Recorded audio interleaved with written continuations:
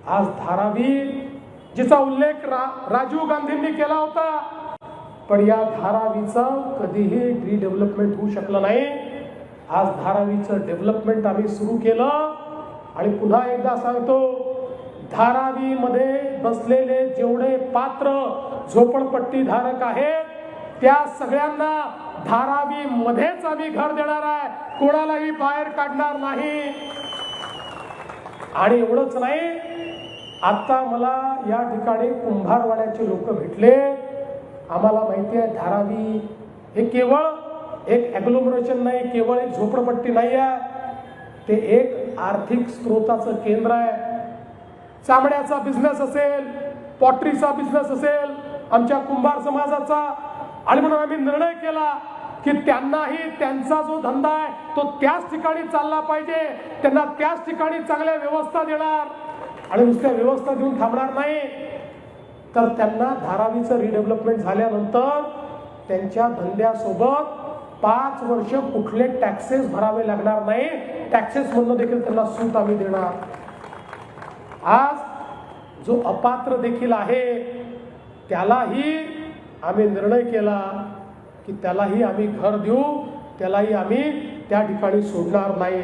आणि म्हणून बंधू भगिनींनो, आज या मुंबईमध्ये मोठ्या प्रमाणात विकासाची कामं, या मुंबईकरांचं घरांचं स्वप्न हे पूर्ण करण्याचं काम आपल्या सरकारच्या माध्यमातून आपण केलंय. आणि 25 वर्ष ज्यांच्या हाती मुंबई दिली त्यांनी या मुंबईच्या महानगरपालिकेत काय केलं?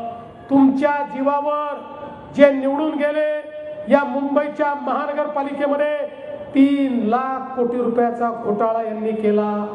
रस्ते खाल्ले, नालेसफाईचा कचरा खाल्ला, कोविड काळात खिचडी खाल्ली, डेड बॉडी बॉक्सचा घोटाळा केला, प्रेताच्या टाळूवरचं लोणी काढलं. अरे जे कफन त्या ठिकाणी मेलेल्या लोकांना घालायचं होतं त्या कफनमध्ये देखील भ्रष्टाचार करण्याचं काम यांनी केलं. पीपी किटचा घोटाळा, ऑक्सिजन प्लांटचा घोटाळा, कोविड सेंटरचा घोटाळा, पत्राचाळीचा घोटाळा, दलित वस्ती योजनेत घोटाळा, कचरा वाहतुकीत घोटाळा, मिठी नदीमध्ये घोटाळा, बार मालकांकडनं वसुली.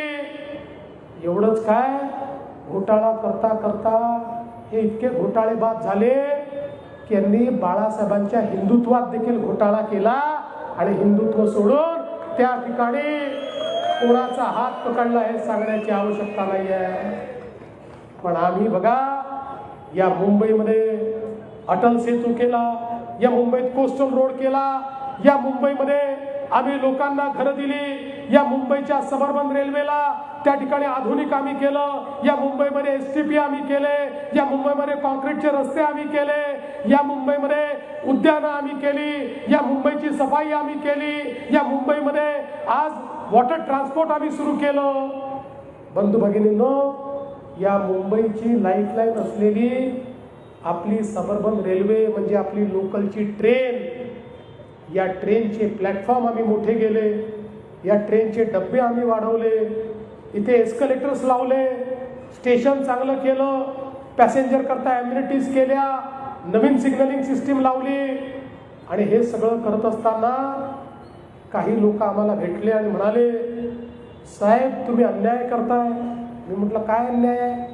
म्हणाले तुम्ही मेट्रो आणली, मेट्रोवाल्यांना स्वच्छ कोच आहे, त्या कोचचा दरवाजा लागतो, तो AC कोच आहे, आणि आम्ही मात्र या लोकलमध्ये लटकून चालतो, लोक पडतात, दरवाजा नाही.